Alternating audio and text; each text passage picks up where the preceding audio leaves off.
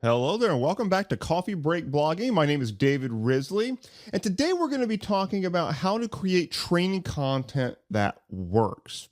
Here's the thing. The last few episodes, we've been talking about various aspects of product creation, and we're primarily talking here about information/training products. So that's what we're talking about right now. But all of that, all these selling of information products and all the cool, sexy stuff that we talk about with this stuff doesn't really matter that much if our product doesn't really accomplish its primary task, and that is delivering a solution to the person who's going through it. So that's what we're going to be talking about today in light of different learning styles and how to structure your course in such a way that they actually work and actually get the result that you want.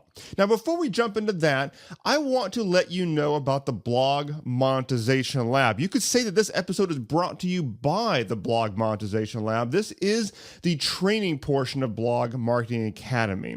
And you can find this at blogmonetizationlab.com. Now, when you jump in there, you're going to be presented with a full dashboard where there's a lot happening. We've got action plans in there on lead magnets and creating, pretty soon we're going to have one on creating membership sites. We're going to have one on creating a product, which is all stuff we're talking about right now on the podcast, but it's going to all be delineated in an action step format. And we've got right now 6 different action plans, and I've got 8 on the agenda right now that are going to start coming out in rapid fire. And these action plans are essentially checklist style courses that they provide just the information you need to do something, and then you go and you do it, and then you come and you check it off. So the whole idea is to accomplish something in the business that's very concrete and do it without a lot of fluff, check it off, and you're good to go. Now, inside the lab, we also have a number of different full-on training courses in order to catch all the theory and why things work certain ways. You can see different learning styles that are built into the lab, which is what we're going to be talking about here on this episode. We also have the fantastic community of the Blog Monetization Lab. And actually, just recently, I've created a big change to the lab. We've had the private Facebook community for quite some time, and it's pretty active. But one of the issues that we were having with the Facebook group was that we had some really good conversations happening that sometimes we would have, those conversations would have value in the future. But because of Facebook's, less than stellar search functionality, those things would just kind of go off into the past. And that was a problem. We had conversations in there that having to do with the action plans or the coursework inside the lab that I think would be useful for people several months down the road, and they would just get lost in the group. So the big change that we have made just recently is that I've introduced a set of bulletin boards inside the Blog Monetization Lab itself. And instead of it being just a general discussion community, because I don't anticipate that Facebook is going to stop being used here anytime soon, I've made these boards only relevant to the individual action plans and courses. So the whole idea is that this turns each piece of training into a living, breathing entity where updates can be made to it. People can ask questions. I will respond, and all those conversations will stand the test of time and provide an evolving set of knowledge on each of these topics. So for example, I have an action plan on creating an effective lead magnet. If you have any questions or you want to run your lead magnet idea by me, we can do that on that bulletin board inside the lab itself. And then all that will be available for current and future members of the lab so that your questions can be answered vicariously through other people. Okay, so that's how that works. I'm always making the lab more effective because my job is to deliver the transformation to you. I want you to have a business based around your blog, which is generating pretty good money for you. Okay, so that's the transformation that I deliver, and I do that inside the Blog Monetization Lab at blogmonetizationlab.com. Now, along that line, this has everything to do with creating training that actually works. And that brings us into the different learning styles that people have. And we're going to be talking about that on this episode starting right now. There are known to be 7 different learning styles that people have. And let's just go through these 7, and then we're going to talk about how you can apply this to training material that you create inside of your products. The first one is visual learning style. And these are people who learn by pictures, by imagery. They learn by associating things in space. They're very spatial in the way that they think. Now, a lot of people do this. I tend to be somewhat of a visual learner myself. And the way that you can make this work in your training content is to provide pictures, diagrams, things that really show what you're talking about on the screen. In the digital platform of the internet, we have a inherent issue in the fact that sometimes we're teaching about things that are out in the real world or something that you've got to apply when you're away from your computer, but we have to do it via a digital medium. And the way that we can get around that limitation is by using photos, pictures, things like that, diagrams, and really show what it is that you're talking about. I think that's very important when you're creating effective training. Now, the next learning style is what's called oral. It's the idea of audio, but leaning toward the idea of sound and music and things like that. So there's various ways that you can do this inside of your training. We always want to have an audio aspect of our programs. Now, it usually comes down to we're thinking the spoken word, and that is an important learning style. We're going to be coming up with that in a minute. But also, there are other aspects to it. It could be, showing demo clips of something where they're actually watching something happen and they can see it and hear it happening. That kind of thing really makes a difference because it provides it's making things that we're talking about in the real world real on a screen and through the speakers at that point. And so how can you provide that type of learning style in your training? You got to ask yourself that question. Can you, if you do a video where you're showing how to do something, that right there takes care of 2 different learning styles. You're going to be showing it, which is visual, and they're going to be hearing it happen. So that's right there. Very simple. I'm not talking about creating a real technical thing here. It's just if you do videos, that right there kind of takes care of this. Okay. Now the next one, and it's very related to this, is verbal. Verbal is also very often with audio, but it's just the spoken word. It's what I'm doing with you right now through this podcast. But verbal also translates over into the written word. So this is one reason why having transcripts and things like that is great. Having written content, like a written checklist style thing, like I do with the action plans, work out really well. But even with my action plans inside the lab that has written in there, if it was only written, that might be an issue. So you'll find that many of my action plans have videos also interlaced throughout them. And that's because I need to hit different learning styles within the same action plan. Now, the next learning style is physical. This is the idea of having a sense of touch, like actually handling whatever it is that you are learning about. Now, how the hell can you deal with that one over a digital learning platform like the internet? Well, very simple. You can build in exercises where you go specifically and tell them to do it. That's how you do that one. You just by getting them to apply what they're actually doing, because by doing that, they're going to feel it. They're going to do it with their own hands, and that makes it a lot more real to them. Okay. Now, the next learning style is logical. It's the idea that some people work really well by following systems, by seeing how one thing leads to the next. It's the idea of reasoning out how it works. And many people work this way. A lot of engineers sometimes tend to work this way. And you can easily provide that in your training. Look at my action plans themselves inside the lab. They are essentially a system. They go in a particular order, and you check off each one as you're done. That's a system. It provides a logical way of going through things. And if you are not using an action plan type of thing, you can certainly build that into your training by taking certain processes and whatever you're teaching and just give them a checklist on it. It's a checklist or, bullet point list is a great way to appeal to those students that you're going to have that are more logical in how they approach things.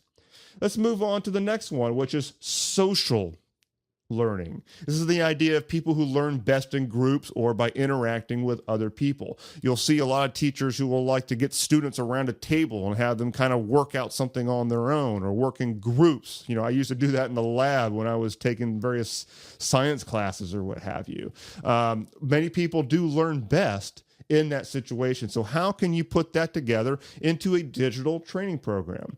What you'll find that many training programs out there do a couple things. One is they will often come with a group or community, and the Blog Monetization Lab does have that. If you go into the private Facebook group or you go into the bulletin boards that I just told you about, there is a group environment in there. And so for those people who learn better in social environments, that is a real help. The other thing that many people do is they will actually teach classes in a live setting, maybe via webinar or something like that, where people have this camaraderie of being there together and they hear other people asking questions.